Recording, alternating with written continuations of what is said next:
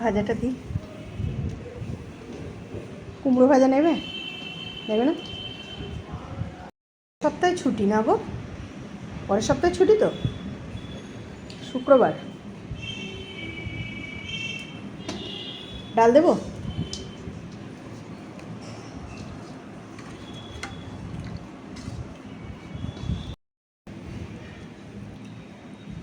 দাঁড়া।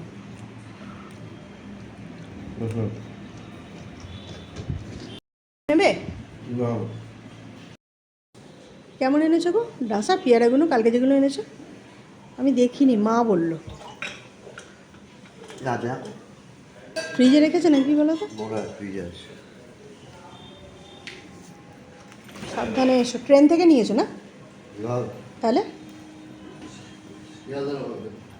ও, আজ সকালে দেখো রুটি দিয়ে খাবার জন্য ঢ্যাঁড়সের তরকারি হবে, আর লাউয়ের ডালনা হবে, মুগের ডাল হবে, ডালের সাথে একটা কিছু ভেজে দেবো, আর মাছ যেমন বেলায় হয় বেলাতে মাছ হবে।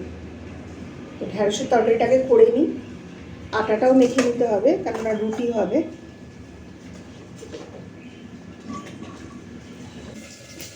লাউয়ের ডালনাটা জিরে, শুকনো লঙ্কা, তেজপাতা ফোড়ন দিয়ে টমেটো দিয়ে বসিয়ে দিলাম।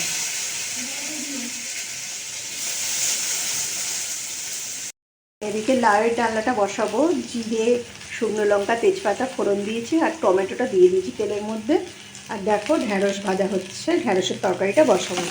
ঢ্যাঁড়সটাও ভালো করে ভাজা হয়ে গেছে, এবার এটা নামিয়ে রাখবো, নামিয়ে রেখে তরকারিটা বসিয়ে দেবো।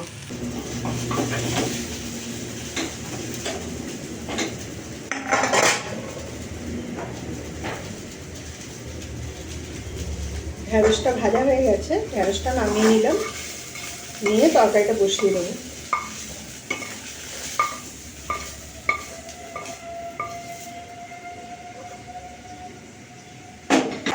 ঢ্যাঁড়সটা ভাজা হয়ে গেছে, আর একদিকে আমি লাউয়ের ডালনাটাও বসিয়েছি, একটু ধনের গুঁড়ো, জিরের গুঁড়ো, আদা বাটা দিয়ে বসিয়ে দেবো। ধনের গুঁড়ো,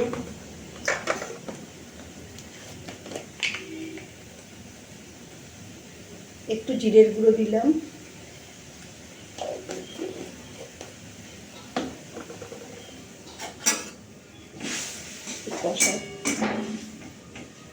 দেখো একদিকে ঢ্যাঁড়সের তরকারি হচ্ছে, এই যে ভাজা ঢ্যাঁড়সগুলো আমি এর মধ্যে দিয়ে দিলাম, আর আরেকদিকে হচ্ছে লাউয়ের ডালনা।